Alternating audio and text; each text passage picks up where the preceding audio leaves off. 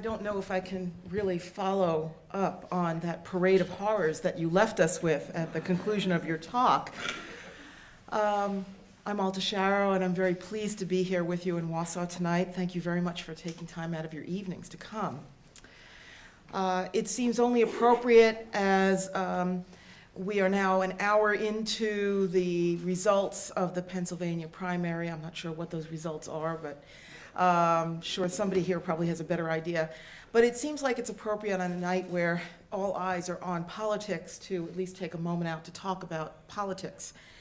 And one of the things that I've always really liked about the stem cell field is that the politics is anything but predictable. It is not the kind of politics in which we can easily divide ourselves into those who sit on the left side and the right side of the aisle, into those who have graduate degrees versus high school degrees, into those who are rich or poor, or even those who believe in God and don't believe in God, or people who adhere to one religion or another. The politics is far more complex, which gives us an opportunity either to be paralyzed by indecision or to actually try and come to some kind of agreed upon policy that melds all the various concerns that we have, not only as amongst ourselves, but within our own selves. So let me take my time to simply give you a roadmap to the political stakeholders in this debate, many of whom come to their positions because of the considerations that Cynthia has brought to your attention. I don't think it would surprise anybody here to find that among the most prominent opponents of both the doing of embryonic stem cell research and of the funding with public tax money of embryonic stem cell research come themselves out of a combination of the right to life movement, which is traditionally associated with concern about abortion, and from certain Christian denominations, and Patrick Lee is going to be talking out of the Catholic tradition just after I conclude, and it's certainly a very good exemplar of a well-developed theological view that leads one to conclude that the manipulation of embryos in this fashion is fundamentally wrong, and therefore their use for research is equally wrong.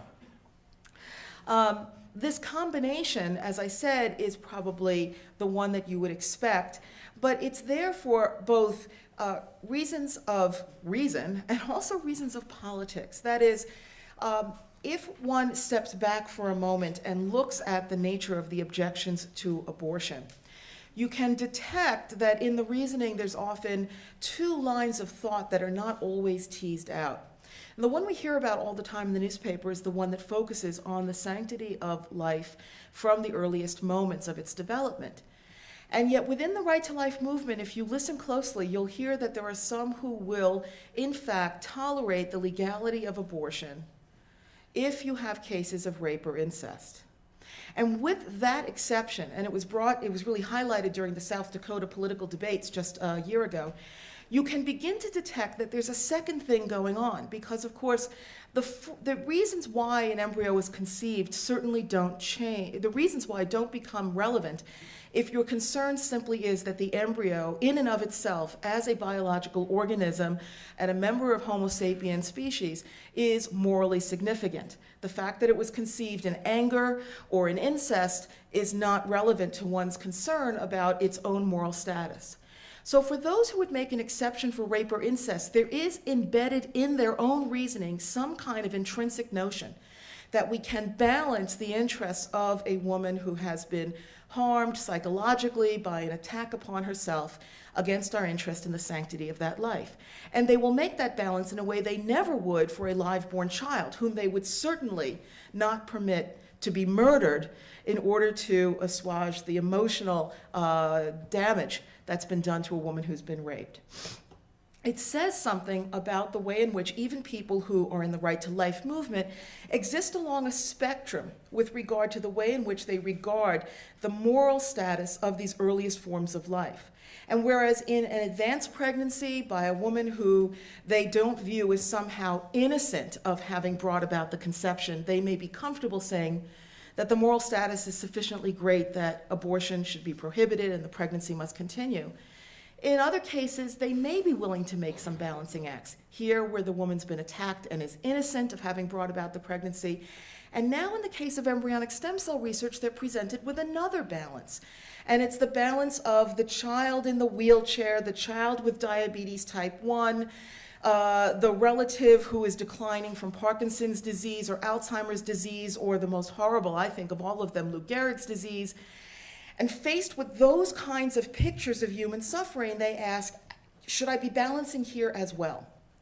And so, for both reasons of logic about the moral status of early life for some, but also, I think, really for reasons of politics, of not wanting to encourage more and more people to see the moral status of the embryo as in balance against other concerns, there's opposition to stem cell research because there's a reluctance to allow people to really engage in this debate about whether or not their concern about embryos is really so great that they are willing to tolerate this particular disadvantage of going without this particular area of research. But it's not just the right to life movement. Sorry, I'm not taking a phone call, I'm using it as a clock. But the right to life movement is certainly not alone in its unease with embryonic stem cell research. For example, some of you here may be surprised to know that within the feminist movement, there are some distinct strains of nervousness or even opposition to some or all embryonic stem cell research. For example, while the vast majority of embryonic stem cell research is done with cell lines that come from embryos that are left over at IVF clinics, they were made through ordinary fertilization. They weren't made through something really wacky like cloning or induced pluripotency. They're ordinary fertilization processes. The embryos are left over because people have completed their families, or they can't use them because they have repeat miscarriages, or a whole host of reasons why embryos get left over. And there really is no way to have all of those embryos brought to term by some willing surrogate, given that we're up to about 500,000 of them. So most of them are slated for destruction, either by indifference, frozen in perpetuity to the point of unusability, or they're actively destroyed at the behest of those who made them. That's where most of the embryonic stem cell lines will come from. But there are a small number of experiments that really do need to be done with so-called custom stem cell lines. For example, if I want to study a particular genetic disease, and I want a stem cell line that has that genetic mutation so that I can grow tissue in a laboratory dish and study how that mutation makes that tissue cancerous or malformed in some way, I can't use the random embryos at IVF clinics because they come from people who are by and large healthy except for their infertility. So what I want to do is I want to use embryos that have this mutation of interest. And one way to do that is to find somebody. Here in the front row, we have somebody, and I'm going to give her a mutation for early onset breast and ovarian cancer.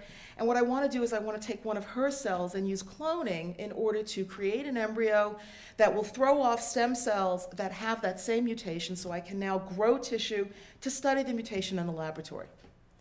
Now, when I do that, I do have to do cloning, and to do cloning, I need to obtain human eggs so that I can combine those eggs with one of her skin cells in order to start this whole process.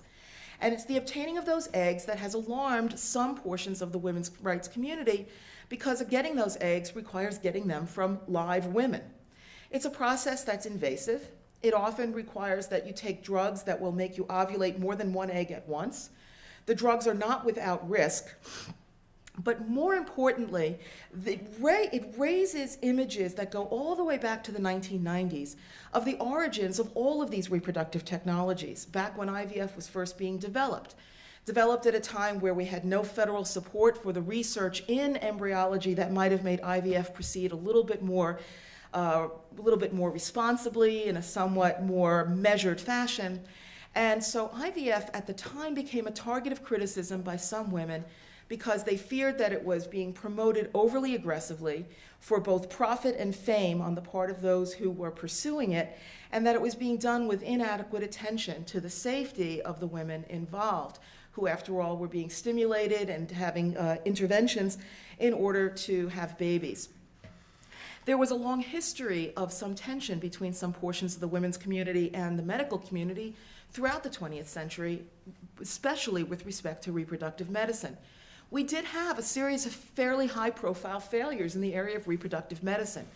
We had the Dalcon Shield, which was the one form of IUD that turned out to be genuinely dangerous, but neither its manufacturer nor the physician community recognized it early enough to prevent many thousands of women from developing life-threatening infections or infections that left them sterile permanently, and ironically, then in need of IVF.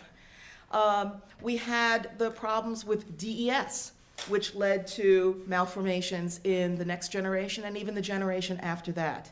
We had thalidomide, which led to a generation of babies in Europe and Canada, although thankfully not predominantly here, who were born with limbs that were stunted because of in utero effects of the drug. We had a history of exaggerated cesarean section rates, a history of women being told not to breastfeed, they should put all their kids on the bottle, and then decades later being told, oh, no, no, no, you should have been breastfeeding. Now your kids are going to have allergies forever because you didn't breastfeed and you put them on the bottle.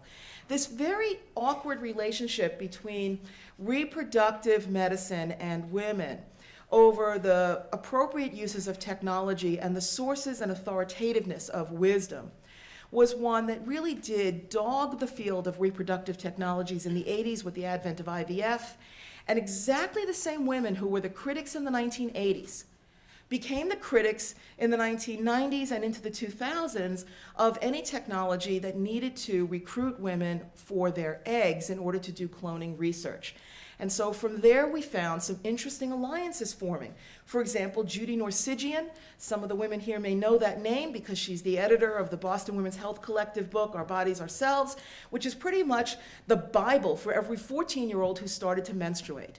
And this is the heroine of women's health who suddenly found herself walking up and down the aisles of Congress hand in hand with Sam Brownback, a conservative from Kansas, out to criminalize cloning research, saying that this research is bad for women while he said it was bad for embryos, and an unlikely alliance was formed.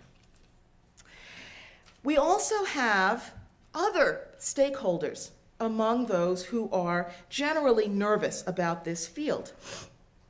For example, the disability rights movement.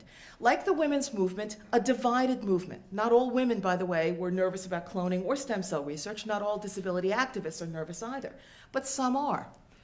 Because another way that you can get interesting stem cell lines with special properties is to go to those few clinics around the United States who do a special form of IVF. In this case, couples who have particular genetic problems, often serious diseases, such as Tay-Sachs disease, which will kill your child before she gets to go to kindergarten, will go to a clinic and ask that their IVF embryos be screened for the mutation that can cause this disease. And they will then preferentially use the embryos that appear to be free of mutation in order to have children, and leave the ones with the mutations behind, frozen and unused, in order to avoid the birth of a child with a serious illness.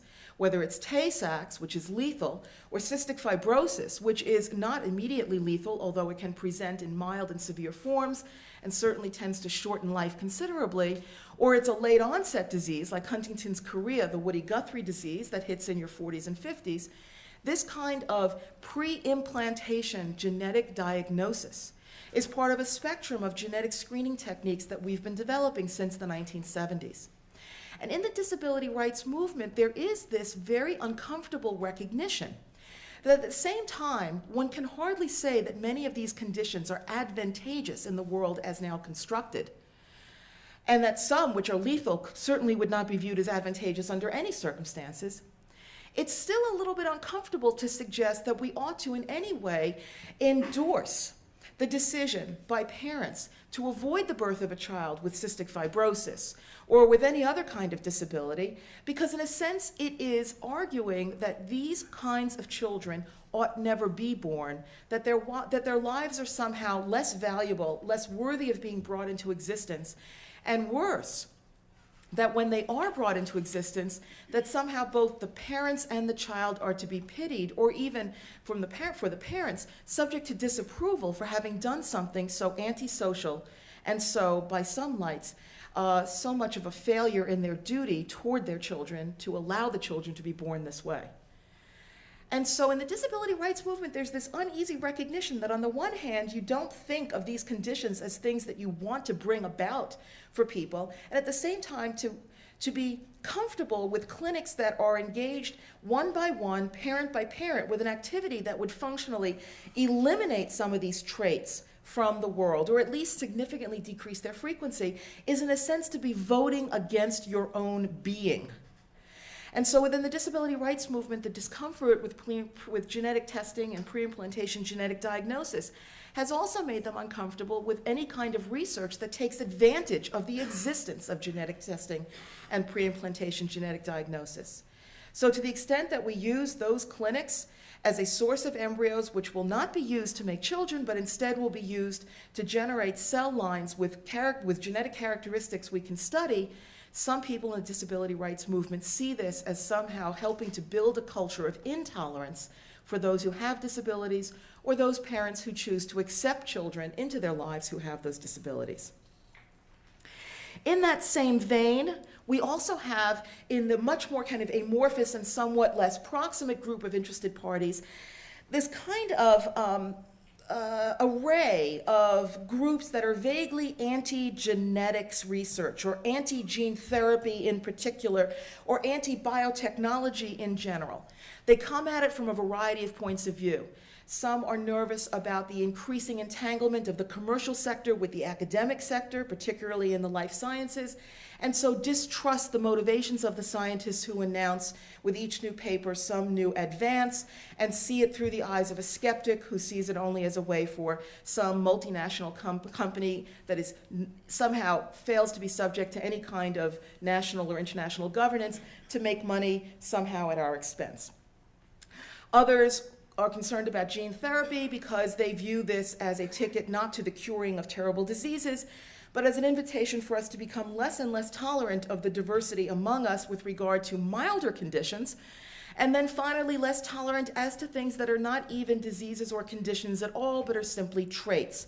In other words, they worry that we'll move from trying to treat a serious illness like cystic fibrosis to trying to eliminate or treat less serious diseases like asthma, to becoming intolerant of people who are prone to obesity, to finally moving toward enhancement in which we try to increase the height or change the coloring or change the physical and mental capacities of our offspring. So in a kind of leap of imagination from the very primitive state of genetics that we're at to a rather science fiction notion of genetics, as in things like Gattaca, Brave New World, and other kinds of influential literature, these groups want to stop all technologies that they see as somehow facilitating genetics research. They see embryonic stem cell research as part of that, specifically because embryonic stem cells could be genetically engineered and used for reintroduction into the body in order to now create fully matured cells in the organ of interest that have a corrected kind of trait.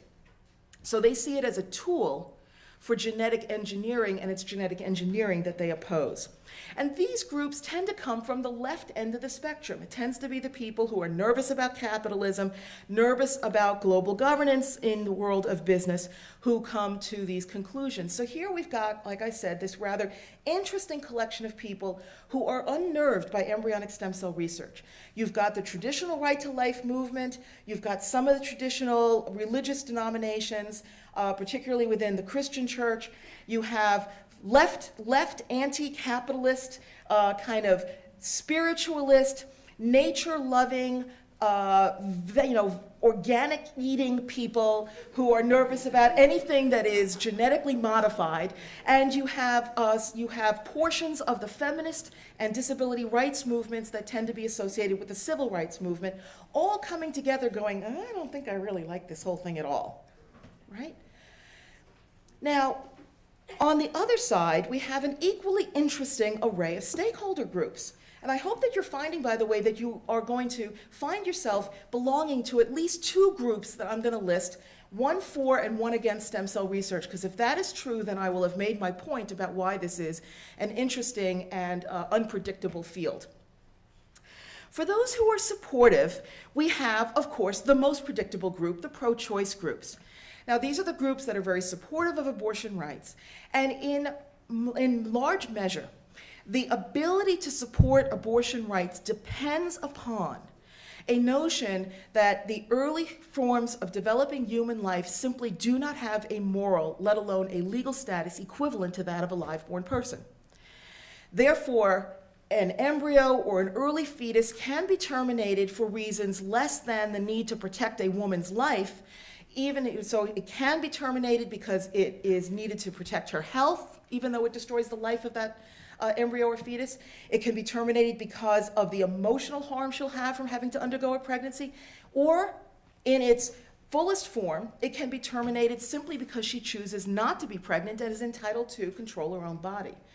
In other words, in this balancing act, as between the interests of a woman and a developing life, our characterization of that developing life is crucial in figuring out how we do this balancing act. And to that extent, for the traditional pro-choice community, it's extremely important that we all understand that an 8-day-old embryo sitting in a laboratory dish cannot, under any circumstances, be viewed as the moral equivalent of a child. Now, notice that, just as I said for the Right to Life movement, embryonic stem cell research reveals some interesting and troubling fractures within the movement as between those who take the rape and incest exception seriously and those who don't, and reveals how much, even for Right to Lifers, this opposition to abortion is about their characterization of the woman as much as about the embryo. Similar problem for the pro-choice movement. Because to the extent that their concern had been about women controlling their bodies, the embryo sitting in the laboratory is not in anybody's body. It was convenient during Roe versus Wade and these other debates to say, I don't know what an embryo is, I just know it's not as important as she is, and as long as it's inside of her, her need to control her body has got to be supreme. But now the embryo is sitting in a laboratory dish, and you cannot avoid the more fundamental question of what it means when it's not being balanced against somebody's body. It's being balanced against the much more kind of emotional and cerebral issue about somebody's desire to not be a parent, which is a very different thing than somebody's desire to not be so pregnant she can't see her ankles, right? So this has been a problem for the pro-choice movement as they've been forced to go back and re-articulate the reasons why their opposition to abortion would necessarily also mean tolerating the destruction of embryos that are already outside the body for the purpose of doing research. We also have real support for embryonic stem cell research coming from a very interesting array of religious groups, including some that tend to be at each other's throats, at least in other parts of the world. For example, both Judaism and Islam have many theologians who interpret their sacred documents as saying that the earliest forms of developing life do not have a really important moral significance until about the 7th or 8th week of pregnancy. In Judaism, for example, the Talmud has a language that suggests that the developing embryo will be viewed, quote unquote, like water until about the 40th day. Islam has some similar doctrine. You can't be definitive because these religions are not one that has a single leader who can pronounce definitively. They're more decentralized. But you can see real kinds of patterns of thinking throughout the centuries and across all of the religious leaders. You also have in the Mormons an interesting phenomenon in which the status of the embryo outside the body was never really discussed in the kind of depth that you might have expected. So that when Senator Orrin Hatch from Utah, an ardent opponent of abortion, that is, an ardent opponent of the destruction of a fetus when it's developing inside a woman's body, nonetheless was able to support not only funding for embryonic stem cell research, but the legality of making embryos solely so you could destroy them in research, because in his mind, the embryo outside the body was of a fundamentally different moral status, lower moral status, than the one developing inside the body. Not clear how he came to that conclusion. It appeared to have something to do with the degree to which he felt that it was truly on the path toward development, because, of course, outside the body, after a few days, it won't go anywhere. It'll just decompensate into an unorganized mass of cells. It's only within the woman's body that it can actually develop normally. But nonetheless, a very interesting insight into another major American denomination. In countries that are predominantly Buddhist and Hindu, or portions of the United States with substantial Buddhist and Hindu populations, again, very different attitudes because their concerns about embryos are very different than the concerns that are expressed by some of the Christian denominations or by the Catholic leadership. In addition, some religions really do look at the equation very differently. And again, I'll make reference to Judaism, which has a very strong Talmudic tradition of scholarship around a very fundamental edict within that religion, and that is the duty to heal the world, to repair the world. You'll hear it both ways. And this is a commandment to those people who are part of that particular religious group. The duty to heal, therefore, is interpreted as the superior duty, the one that in fact requires that you take the actions necessary to heal the sick or protect the environment or whatever it takes in order to bring about a better world. And that is not a better world as interpreted by the protection of embryos. It's a better world as interpreted by the protection of the interests of the already born or the natural world. Notice now that what's going on is we've got groups that are transcending the usual divides, and we've also got groups that are transcending political party when you get to people like Orrin Hatch, and I think Cynthia, or maybe it was Mark, actually already referenced that fact. Now let's add two more stakeholder groups. The business community. The pharmaceutical sector has been remarkably quiet for the last 10 years while the stem cell debate has raged throughout the country and throughout the world. But if you talk to them privately, many of them were quite supportive of this research and quite supportive of funding for this research. It's just that it was not in their interest to get out in public on this research because it was too early a stage for them to have a true business interest now. Drug companies tend to step in at a much later stage of research when you're closer to the point of moving into the preclinical stages of research and then into the animal and human trials. And second, the pharmaceutical industry, of course, has long had a tradition of donating money to, among other things, the political parties. They donate to both, Democrat and Republican, but they tend to donate more money to the Republican Party, which currently is led by somebody who has been particularly uncomfortable with funding embryonic stem cell research. And so it was simply politic to stay quiet, which they did. But the business community in general was looking at this as a tremendous opportunity for economic development in a globalizing world where labor is cheap and the United States can only maintain its standard of living by emphasizing those sectors that give a much higher return for unit of labor than can the more traditional manufacturing sectors that are now traveling to Southeast Asia, South Asia, and the former Soviet Union. Indeed, if you look away from the big pharma companies and you just look a little closer to home, you'll find state after state after state, Wisconsin, Massachusetts, New Jersey, Connecticut, California, more than anybody, recognizing that it was in their state's interest to emphasize biotechnology as an area for economic development. This was going to be the signature field for their states. It was going to attract capital and investment, attract talented labor, increase the tax base, and basically position them for survival in the 21st century when the Rust Belt industries of heavy manufacturing were going to go away.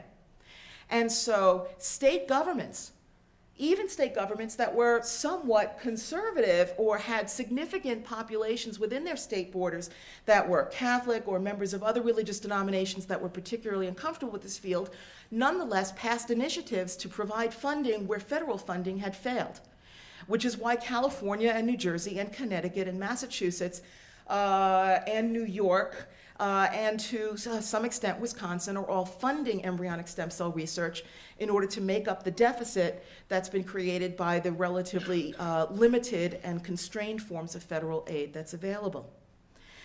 And so if you ask yourselves, who tends to be in the business community? Again, that's changing. Politics is changing. We all know that it's hard to predict who's who anymore, but the simplistic old measure was that the business community was more Republican than Democratic in its political affiliations.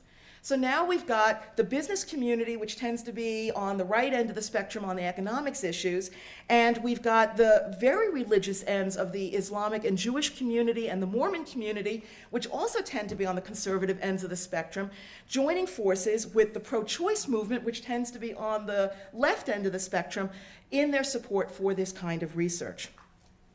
My point in outlining all of this is to bring home the fact that you cannot make assumptions about who is going to support and who is going to oppose this research. In fact, the single most vivid example of that happens with regard to the people who are the most ardent supporters of all and are probably the most responsible for having kept the issue alive, having brought about state funding, and having prevented wholesale criminalization of some areas of research by the US Congress, and that is the organized patient community. You know, illness knows no political division. The people with Parkinson's come Republican, Democrat, Libertarian, and Communitarian. So do the people with the Alzheimer's, the Lou Gehrig's disease, the parents of the children with type 1 diabetes, the veterans who come home with spinal cord injuries, and the firefighters who come out of the tragedy of the emergencies with burns over 35 or 40% of their bodies. They come from every end of the political spectrum. But the patient groups were the ones who organized. They were the ones who literally walked and rolled the halls of Congress. When some of these bills were being debated, and I had the privilege of also walking the halls on behalf of some of these groups, I had a chance to brief a particular member of Congress from Missouri. She has a strong, long voting record against abortion rights. Her particular district in Missouri is strongly opposed to abortion rights. And before I could even give her my spiel, she launched into a story about a kid in her district who had come up to her at one of her events in a wheelchair and said, "How can you possibly vote to deny me any possible hope of finding some way to walk again?" Orrin Hatch told a very similar story at one of his press conferences. These kinds of groups, which transcend politics, in fact, they leave politics completely home, are the ones that have really made the stem cell debate something that is, in fact, no longer a political debate, as much as I like to talk about politics.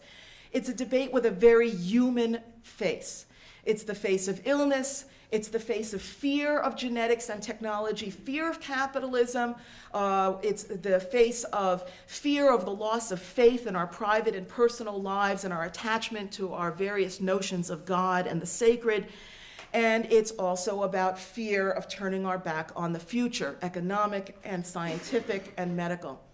And so in that, we are all one people. Thank you very much.